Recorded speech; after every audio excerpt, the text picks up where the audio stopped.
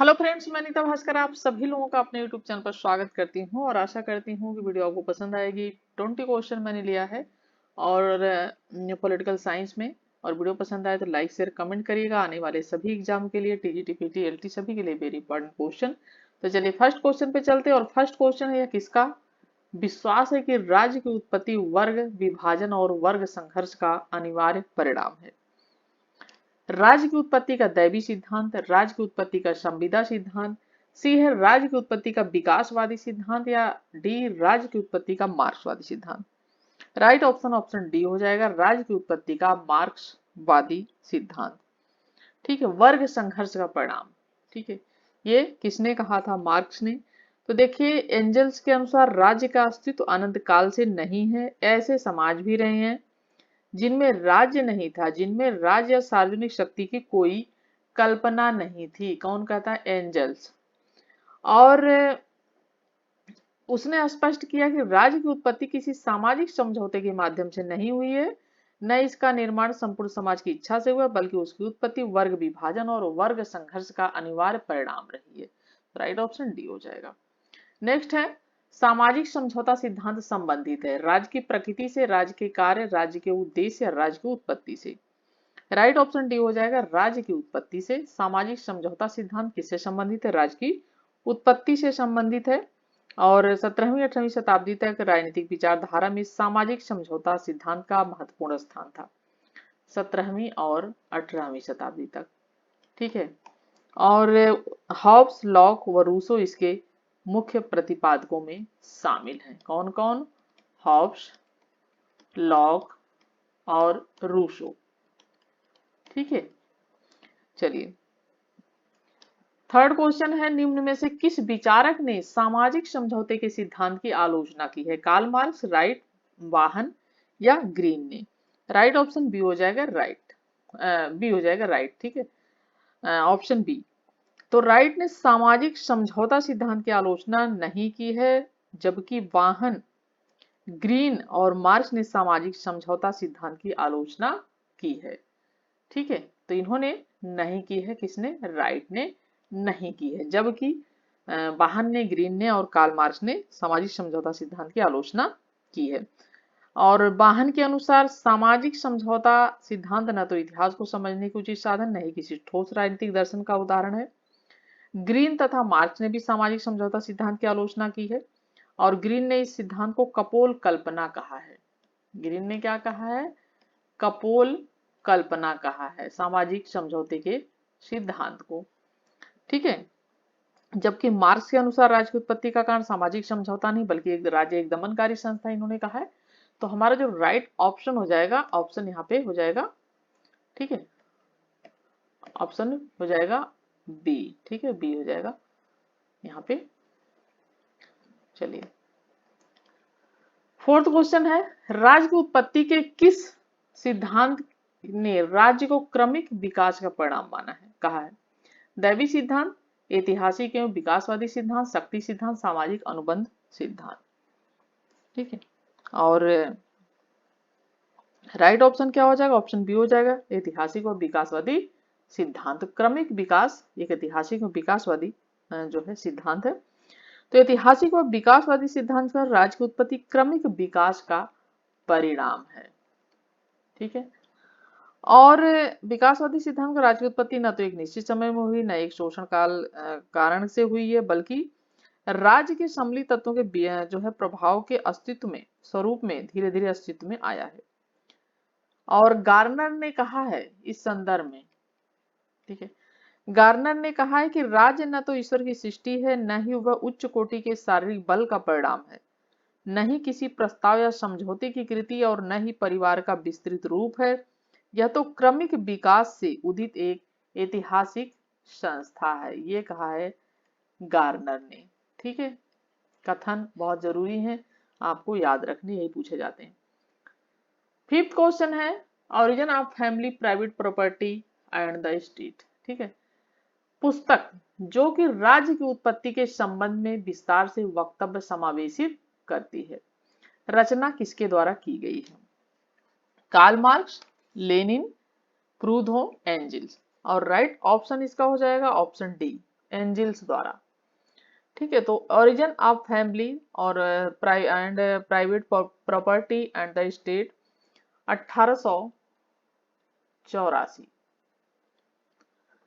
ठीक है, नामक पुस्तक एंजिल्स की है और इसमें राज की उत्पत्ति के संबंध में विस्तार से चर्चा इसकी की गई है।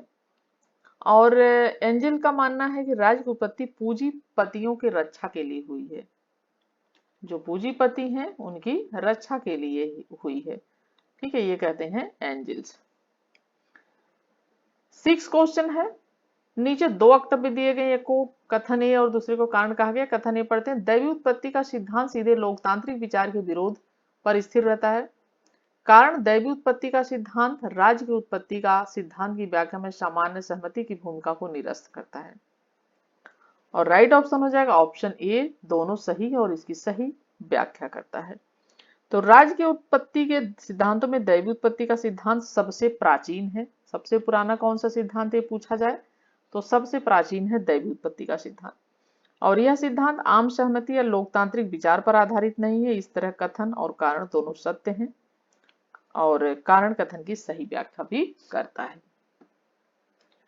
7 क्वेश्चन है, निम्नलिखित में से एक सामाजिक अनुबंध विचारक नहीं। Immanuel Kant, Thomas Hobbes, John Rawls, Habermas. ठीक है, और राइट ऑप्शन हो जाएगा ऑप्शन डी, जर्गन हैबरमास। ये 9 मार्क्सवादी विचारक हैं।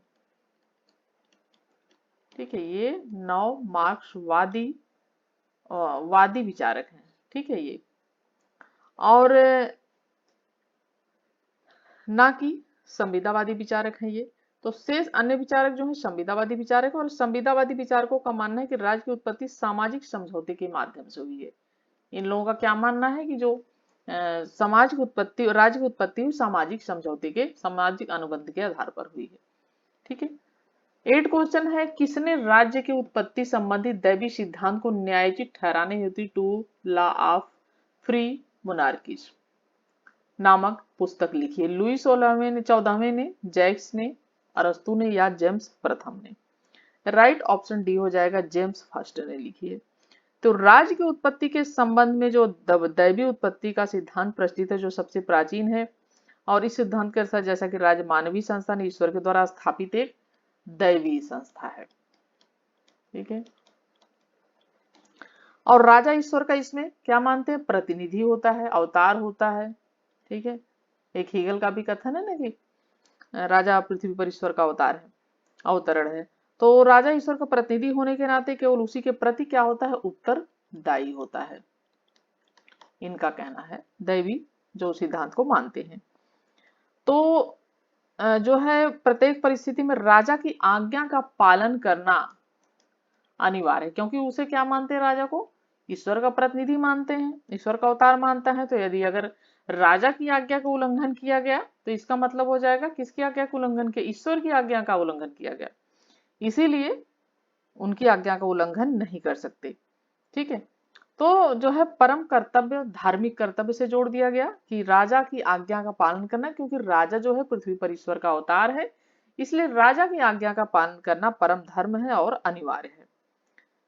और इसी बात को अपने सही साबित करने के लिए जेम्स प्रथम द्वारा पुस्तक रची गई 17वीं सदी में स्टुअर्ट राजा जेम्स प्रथम द्वारा। और अपनी पुस्तक true law of free monarchies में लिखा है कि राजा लोग पृथ्वी पर परमात्मा की श्वास लेती हुई मूर्तियां होते हैं। इन्होंने अपनी बुक में क्या लिखा है कि राजा लोग पृथ्वी पर श्वास लेती हुई ईश्वर की प्रतिमा जो है मूर्तियां होते हैं, और इसलिए उन्हें ईश्वर कहना चाहिए। उसने यहाँ तक कहा कि राजा कभी दुराचारी नहीं हो सकता। यदि कोई राजा दुराचारी हो तो इसका अर्थ है कि उसको ईश्वर ने जनता को उसके पापों का दंड देने के लिए भेजा है। यानी हर तरीके से राजा को ईश्वर का रूप देने के लिए, अवतार देने के लिए, मनमानी कार्यों को करने के लिए, इस चीज को सही साबित करने के लिए। तो ये ऑप्शन डी हो जाएगा, जेम्स प्रथम ने पुस्तक लिखी थी। 9 क्वेश्चन है, किसने कहा प्राकृतिक अवस्था में युद्ध था और हर व्यक्ति का सब लोगों के विरुद्ध युद्ध था। Locke, Rousseau, Hobbes, Leacock. Right option हो जाएगा ऑप्शन सी हॉब्स। तो हॉब्स ने कहा कि प्राकृतिक अवस्था में युद्ध था और हर व्यक्ति का सब लोगों के विरुद्ध युद्ध था। हॉब्स के अनुसार हम मानव स्वभाव में संघर्ष के 3 मुख्य कारण देखते हैं। क्या देखते हैं? प्रतिस्पर्धा, ठीक है, पहली बात प्रतिस्पर्धा है, दूसरा भय है यानी डर है, और सत्ता, ठीक है, सत्ता। तो इन्होंने कहा कि हम मानव स्वभाव में संघर्ष के 3 मुख्य कारण देखते हैं। एक तो प्रतिस्पर्धा यानी कंपटीशन, भय, डर, और सत्ता। प्रतिस्पर्धा के कारण वे लाभ के लिए, ठीक है, प्रतिस्पर्धा के कारण किसके लिए? लाभ के लिए व्यक्ति प्रतिस्पर्धा करता है। भय के कारण वो रक्षा के लिए, ठीक है, और यश के कारण वो प्रसिद्धि के लिए, सत्ता के लिए, ठीक है। तो ये चीज कही किसने? थॉमस हॉब्स ने। तो ये संघर्ष निरंतर क्या है? करते रहे हैं व्यक्ति। तो कहना है कि प्राकृतिक अवस्था में युद्ध था, हर व्यक्ति सब लोगों के विरुद्ध युद्ध था। 10 क्वेश्चन है, निम्नलिखित में से कौन सा ऐतिहासिक सिद्धांत माना जाता है? बल सिद्धांत, मातृ सत्तात्मक सिद्धांत, विकासवादी सिद्धांत, दैवी उत्पत्ति का सिद्धांत। तो सबसे ऐतिहासिक सिद्धांत किसे कहेंगे? विकासवादी सिद्धांत को। विकासवादी और ऐतिहासिक, चाहे विकासवादी हो या ऐतिहासिक हो, दोनों एक ही चीज है। तो एक ऐतिहासिक या विकासवादी सिद्धांत कहते हैं इसीलिए, ठीक है। तो राइट ऑप्शन ऑप्शन सी हो जाएगा। नेक्स्ट है, निम्नलिखित में से किसे सामाजिक समझौते के विचार को नए रूप में प्रस्तुत करने के लिए श्रेय दिया जाता है? नॉजिक, रॉल्स, ओकशार्ट, हन्ना अरेंट। राइट ऑप्शन बी हो जाएगा जॉन रॉल्स। तो रॉल्स के द्वारा सामाजिक समझौते के विचार को नए रूप में प्रस्तुत किया गया। रॉल्स ने अपने न्याय सिद्धांत के निर्माण के लिए सामाजिक समझौते व अज्ञान के पर्दे का सहारा लिया, ठीक है। रॉल्स को अच्छी तरीके से पढ़ने के लिए यूनिट फर्स्ट की जो मैंने अभी वीडियो अपलोड की थी एक आध दिन पहले, उसे जरूर देख लें, अच्छी तरीके से उसमें विस्तार से चीजें हैं, ठीक है। तो जॉन रॉल्स, तो रॉल्स ने अपने न्याय के सिद्धांत के लिए सामाजिक समझौते और अज्ञान के पर्दे का सहारा लिया, और रॉल्स का समझौता तार्किक व्यक्तियों द्वारा किया गया एक नैतिक समझौता था, ठीक है, नैतिक समझौता था। तो राइट ऑप्शन ऑप्शन हो जाएगा बी। 12 क्वेश्चन है, राज्य की उत्पत्ति का दैवी सिद्धांत धर्म को राजनीति से मिलाता है, धर्म को राजनीति से अलग करता है, सामंती शासक की सर्वोच्चता में विश्वास करता है, या लोकप्रिय संप्रभुता में विश्वास करता है? तो राइट ऑप्शन हो जाएगा धर्म को राजनीति से मिलाता है। दैवी सिद्धांत राज्य की उत्पत्ति का सबसे जैसा कि प्राचीनतम सिद्धांत है, और इसके अनुसार राज्य एक दैवी कृति है और राजा ईश्वर का प्रतिनिधि है, इसलिए राजा मात्र ईश्वर के प्रति उत्तरदायी है। अतः राज्य की आज्ञा का विरोध करना क्या हो जाएगा? पाप हो जाएगा। तो धर्म से जोड़ा है इसे, ठीक है। 13 क्वेश्चन है, किसी भी राज्य की पहचान उन अधिकारों से होती है जिसकी वह रक्षा करता है, यह कथन किसका है? टीएच ग्रीन का, जेम्स मिल का, हीगल का, या लास्की का? और राइट ऑप्शन हो जाएगा ऑप्शन डी लास्की का। तो हेराल्ड जे लास्की ने अधिकारों के उदारवादी व्यक्तिवादी सिद्धांत को एक नया मोड़ देने का प्रयत्न किया है, ठीक है। और इन्होंने लास्की के अनुसार किसी भी राज्य की पहचान उन अधिकारों से होती है जिनकी वह क्या करता है? रक्षा करता है। लास्की ने नकारात्मक अधिकारों के साथ साथ सकारात्मक अधिकारों की उचित व्यवस्था पर इन्होंने बल दिया है, ठीक है। 14 क्वेश्चन है, निम्न में से किस विचारक के अनुसार स्वतंत्रता और समानता एक दूसरे के विरोधी हैं? H J Laski, R S Tawney, F Hayek, C B Macpherson. Right option option C हो जाएगा हेयक। तो हेयक ने अपनी पुस्तक कॉन्स्टिट्यूशन ऑफ लिबर्टी, ठीक है, इनकी पुस्तक थी कॉन्स्टिट्यूशन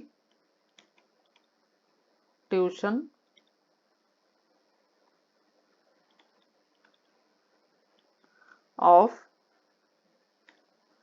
लिबर्टी,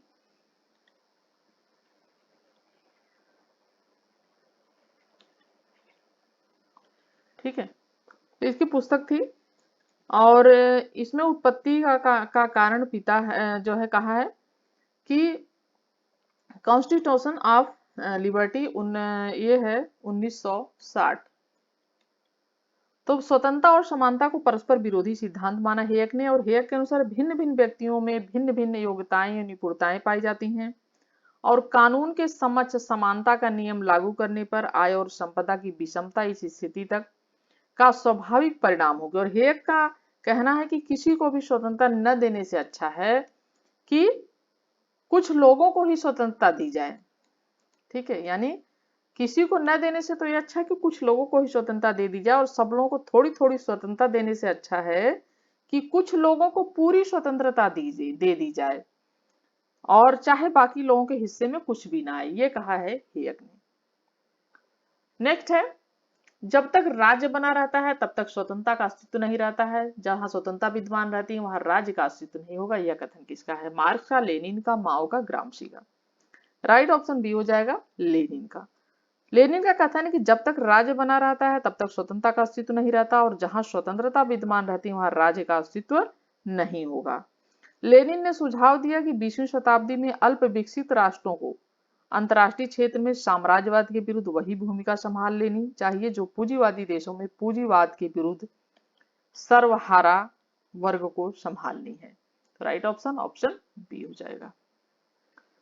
16 क्वेश्चन है, स्वतंत्रता का प्राचीनतम सिद्धांत कौन सा है? तो राजनीतिक स्वतंत्रता है, नागरिक स्वतंत्रता है, या प्राकृतिक या आर्थिक स्वतंत्रता है? राइट ऑप्शन हो जाएगा प्राकृतिक स्वतंत्रता। तो प्राकृतिक स्वतंत्रता से तात्पर्य उस स्वतंत्रता से है जो राज्य की स्थापना से पूर्व प्रकृति की ओर से, ठीक है, प्रकृति की ओर से जो है लोगों को प्राप्त थी। हॉब्स द्वारा बड़ी स्वच्छंदता से संबंधित जंगल की आजादी का दूसरा नाम है, और इसका अर्थ है कि मानव के कृत्यों पर किसी भी प्रकार का प्रतिबंध न होना।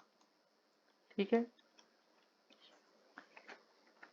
नेक्स्ट क्वेश्चन 17 क्वेश्चन है, किसने कहा स्वतंत्रता अतिशासन का विपर्याय है? लास्की ने, बारकर ने, सीले ने, या कांट ने? राइट ऑप्शन हो जाएगा सीले। सीले के अनुसार स्वतंत्रता अतिशय का शासन का विपर्याय है, और नेक्स्ट बर्कर ने स्वतंत्रता के सिद्धांत का उल्लेख कांट के इस कथन के आधार पर किया कि विवेकशील, ठीक है, जो है इन्होंने, किसने? अर्नेस्ट बर्कर ने, विवेकशील प्रकृति अपने आप में साध्य होती है, और उसके अनुसार स्वतंत्रता बाधाओं का अभाव नहीं अपितु सुविधाओं की उपस्थिति है। ये कहा है किसने? बारकर ने। और शीले के अनुसार स्वतंत्रता अतिशय शासन का विपर्याय है। राइट ऑप्शन ऑप्शन सी हो जाएगा। 18 क्वेश्चन है, निम्न में से किस विचारक ने स्वतंत्रता तथा समानता को पूरक माना है? लॉर्ड एक्टन ने, डी टॉकविले ने, मैकाइबर ने, या मैकियावेली ने?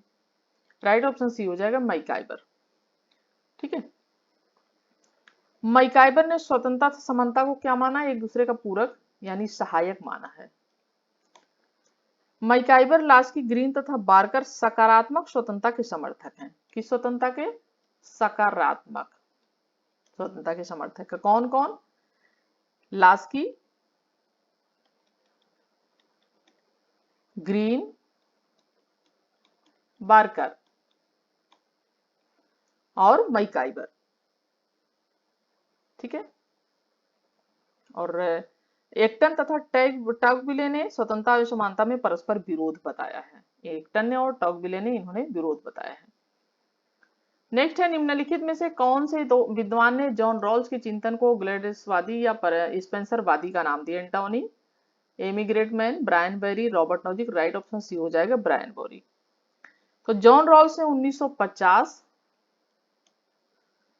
में लिखना प्रारंभ किया, और उनका तात्विक रूप से प्रथम विचार न्याय उचित जो है उचितता के रूप में सबसे पहले 1957 में प्रकाशित हुआ, और इसी विचार को आगे रॉल्स ने अपने न्याय सिद्धांत, ठीक है, न्याय सिद्धांत के आधार पर रूप में मान्यता दी। और ब्रायन बेरी ने जॉन रॉल्स के चिंतन को ग्लैडिनिस्टवादी या स्पेंसरवादी माना है। और ब्रायन बेरी ब्रिटिश अमेरिकी मानव भूगोलवेत्ता और सहता क्षेत्रीय योजनाकार हैं। 20 क्वेश्चन और लास्ट क्वेश्चन है, बिम किमलिका किन अधिकारों की अग्रदूत? सांस्कृतिक अधिकार, कानूनी अधिकार, नैसर्गिक अधिकार, राजनीतिक अधिकार? और राइट ऑप्शन हो जाएगा ऑप्शन ए सांस्कृतिक अधिकार। ठीक है, अधिकारों का अर्थ जैसा कि सामान्यतः व्यक्ति की उन मांगों और दबावों से है जिन्हें समाज स्वीकार करता है। ठीक है, क्या करता है समाज? स्वीकार करता है। और वह राज्य क्या करता है? उसे संरक्षण देता है फिर उन अधिकारों को, और राज्य द्वारा उसे संरक्षण प्रदान किया जाता है। अधिकारों के बिना मानव अपने व्यक्तित्व का विकास नहीं कर सकता। आपको अगर अधिकार नहीं मिलेगा तो आप अपने व्यक्तित्व विकास कैसे करेंगे? हर जगह आपको पाबंदी मिलेगी तो कैसे विकास होगा? तो बिम किमलिका ने सांस्कृतिक अधिकारों का समर्थन किया है, और किमलिका के अनुसार राष्ट्र राज्य में संस्कृति को संरक्षित करने की आवश्यकता होती है। इसीलिए समाज में अल्पसंख्यकों की संस्कृति के संरक्षण की आवश्यकता होती है। और किमलिका ने अल्पसंख्यकों के लिए 3 विशेष अधिकारों का समर्थन किया है। 3 कौन कौन से अधिकार हैं? सांस्कृतिक, ठीक है, दूसरा है स्वशासन, तीसरा है विशेष प्रतिनिधित्व का अधिकार, यानी विशेष प्रतिनिधित्व भी मिलना चाहिए। ठीक है, का अधिकार। ठीक है, 3 सांस्कृतिक अधिकार, स्वशासन का अधिकार और विशेष प्रतिनिधित्व का अधिकार। और 20 क्वेश्चन कंप्लीट होते हैं और आशा करती हूँ वीडियो आपको पसंद आई होगी। पसंद आए प्लीज लाइक शेयर कमेंट करिएगा, चैनल पे नए तो सब्सक्राइब कर लीजिएगा। नेक्स्ट वीडियो मिलते हो आप सभी से, तब तक के लिए thank you for watching video.